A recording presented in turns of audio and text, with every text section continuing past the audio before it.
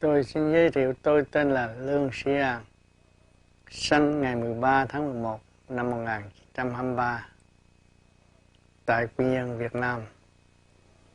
Sống trong gia đình đông con. Trong thời đó, xã hội thiếu thốn mọi mặt. Tâm tư tôi lúc nào cũng muốn phát triển để giúp đỡ gia đình. Đến lớn, bệnh hoạn rất nhiều, đi học gián đoạn, thấy cuộc đời không tiến thân, tự thấy mình sống được tới 30 tuổi là phước rồi. Nhưng mà lân la tới ngày hôm nay thì trong cuộc đời giữa đường thì cũng thấy khổ không. Tất cả những hoàn cảnh khổ, những người đau khổ, những hiện tượng khổ hiện lên ở Việt Nam, mọi người đều đau khổ. Sống thời vua chúa thì vua chúa sung sướng, nhưng dân không được sung sướng. Người dân may là sống, rủi là chết, vậy thôi. Cứ tiếp tục trong cuộc sống.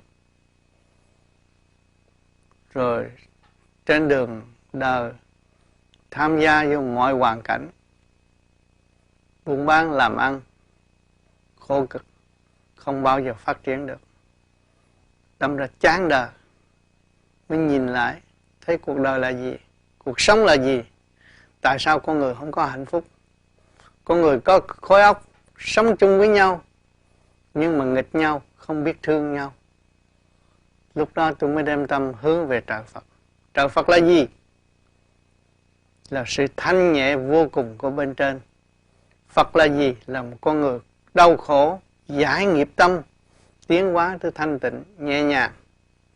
Đó, tôi đem tâm nghĩ đến trời Phật, nghĩ đến kinh kệ, nghĩ đến những người đã dấn thân đi tu và thương quý những người dấn thân đi tu. Tôi mới nghe kinh rất thích, nhưng mà cũng không hiểu lý do gì. Từ đó có suy tư mãi, mới nhìn thấy người bạn tôi mặt mày càng ngày càng sáng lạng, mắt càng ngày càng sáng, thấy nói chuyện rất thông minh. Tôi mới hỏi người làm sao mà được như vậy.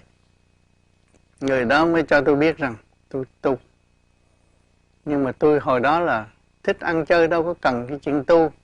Nhưng nghe tới tu mình cũng chán nản. Tu là gì? Không hiểu. Thì người bạn đó nói tôi sẽ giới thiệu cho anh biết ông thầy dạy tôi tu là ông Đỗ Thuần Hậu ở 93 Phan Thanh Giảng Đá Cao. Thì người bạn tôi hứa đưa tôi đi đến đó, tôi cũng cùng đi. Đi và tôi gặp người già mà mắt rất sáng, óc rất thông minh, nói chuyện trời Phật, núi non, đủ chuyện, nhưng mà tôi không hiểu gì hết. Nói chuyện tôi hồi lúc nhỏ, Ngài nói cũng rất rõ ràng. Nói tôi hồi nhỏ gia đình thích trang bị cho tôi thành một người con gái ăn mặc đồ đầm, mọi người yêu thương và giúp đỡ tôi rất nhiều. Nhưng tôi thấy lạ, làm sao ông biết được cái chuyện hồi tôi còn nhỏ. Thì người này chắc thanh nhẹ hơn. Rồi từ đó tôi mới đi tìm tại sao người này có thể hiểu được nhiều chuyện, cũng là con người hiểu được nhiều chuyện như vậy. Thì tôi tầm đến Ngài và tìm hiểu. Muốn tìm hiểu phải đem tất cả những cái gì ở trên đời này mà người ta cho là hay tới thử. Tôi có một người bạn biết thôi miên và một người biết về bùa phép. Hai người đó đồng đi với tôi. Đi đến thăm Ngài. Thì người tuổi trẻ đó nói, ông ngồi, ông nghiêm chỉnh đi, tôi sẽ thôi miên ông. Thì lúc đó người đó thôi miên. Thôi miên một hồi, ông cụ nói tôi già tội nghiệp, có làm gì làm lỗi đâu mà ông thôi miên tôi. Thì ông kia ông cứ việc thôi miên, ông nói ông già ngồi đó, tôi thôi miên một chập thì ông cảm thấy con mắt ông đỏ. Và ông nhìn tất cả trời đất đều là màu đỏ. Ông sợ quá. Ông mới nhờ, ông nói tiếng Trung Hoa, ông nhờ tôi dịch lại với ông cụ, nói rằng nhờ ông cụ cứu. không nên cho con mắt ông hư. Thì tôi nói ông làm chứ tôi đâu có biết gì đâu mà nói. Ông có biết nói tiếng Việt Nam, ông nói với ông. Rồi ông cũng năn nỉ ông cụ giúp đỡ. Thì ông cụ chỉ cười. Ông nói tôi đã nói với ông rằng tôi già không làm được việc gì, ông không nên hại tôi. Nhưng mà ông hiểu điển là gì chưa? Lửa là gì chưa? Lửa của ông đốt tôi không cháy thì nó chạy về ông chứ đâu. Ngồi một chập thì nó sẽ êm. Thì lúc đó ông này ngồi một chập nó êm, mới thấy lại bình thường. Lúc đó mới đứng ra xá và xin phép ông này giúp đỡ cho tu. Thì còn ông bạn kia thì cho bùa phép, có thể ngồi gác cửa cinema, người ta lấy ghế đập đầu không đau, không sao. Khi mà ông đọc bùa thì hết. Thì lúc đó ông Tư, ông Đỗ Thuận Hậu, ông nói ông có một ông sải đi theo xung quanh ông muốn giải ông không, hay là tiếp tục sống với ông.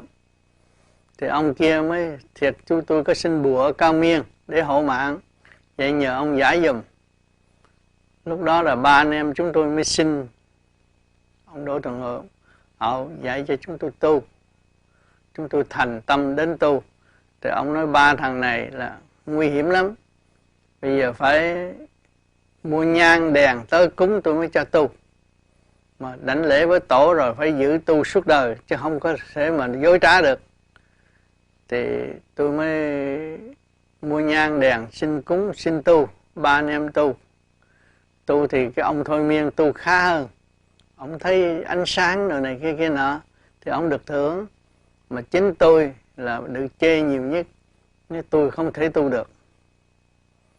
Chỉ cố gắng làm sao chứ tôi thấy không tu được, thấy bạn không tu được thì tôi mới cố gắng, tôi không có nói, tôi chỉ làm thinh nghe để học và tu mà thôi. Tôi thấy cuộc đời đều là khổ, không có cái gì sung sướng hết. Tôi chỉ âm thầm lo tu, tu ngày tu đêm, tu một mình, tu cho đến gia đình phản đối, không ai thương đến tôi. Thì tôi chỉ ăn một chén cơm, trái cà qua ngày thôi, chỉ có ăn để sống, mà để tìm lại cái sự thanh tịnh của chính mình mà thôi. Ráng ngày đêm lo tu, ngồi trong góc đó tu, cái giường ngủ cũng không có nữa, rất gút. Từ đó là 1957 tu tới bây giờ, triền miên lo tu, biết bao nhiêu cảnh nghịch cảnh. Mà về đời cũng là nghịch, về đạo, về thiên liêng, về cõi âm cũng nghịch, nhiều chuyện phá khuấy. Nhưng mà tâm tôi dứt khoát một đường phát triển tâm linh đi tới. Có người muốn tìm ra hạnh phúc phải tìm tâm linh mới có hạnh phúc, chứ thể xác không có hạnh phúc.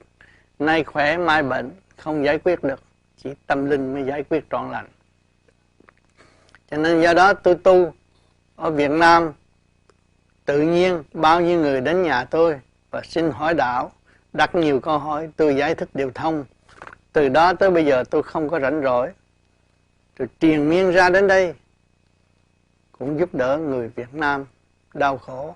Khi rời quê hương xứ sở, ai cũng mang cái tâm tình đau khổ, muốn giải quyết cho mình được thanh tịnh, hạnh phúc hơn. Tôi ngày đêm lo tu, có kết quả tốt, thanh nhẹ. Tôi muốn cống hiến cái phương pháp tôi đã và đang hành cho mọi người. Nhân loại đang khao khát sự đau khổ, nhân loại đang tìm khả năng của con người, đang tìm nội khoa tâm lý của chính mình, không hiểu. Mỗi người là một khả năng trong vũ trụ này. Cho nên chúng ta có cái xác tiểu thiên địa này là bao gồm kim, mộc, thủy, hỏa, thổ, tim, gan, tỳ, phế, thận. Nó có ngũ sắc, ngũ quan, quyền sắc, quyền quan trong cơ tạng chúng ta và khối óc. Mà chúng ta thiếu thanh tịnh, nó mất đi cái ánh sáng trong nội thức. Cho nên chỉ có tu thiền mới tìm tàng lại những cái gì mà chúng ta mất. Cuộc đời chúng ta thấy rõ hoàn cảnh là ân sư. Thế gian thiếu thốn đủ chuyện mà chúng ta cố gắng đi tới sự thanh tịnh, hòa ái tương thân của mọi người thì tự nhiên chúng ta sẽ có tất cả. Nhưng ngày hôm nay những người Việt Nam đã đi khắp thế giới, 5 châu để tìm tàng lại sự mất mát của bao nhiêu kiếp. Mà nếu người tu về tâm linh thì thấy rõ hơn. Thấy chúng ta đã mất cái vốn thanh tịnh sẵn có của chính chúng ta. Những người sống trong chế độ vật chất thì đua đòi vật chất chỉ đồng tiền trên hết. Nhưng mà rốt cuộc là cũng phải tâm linh mới giải quyết được. Sự đau khổ trong nội tâm không có thể phơi bày cho tất cả mọi người. Mọi người tự hiểu và tự tu, tự thanh tịnh mới giải quyết được.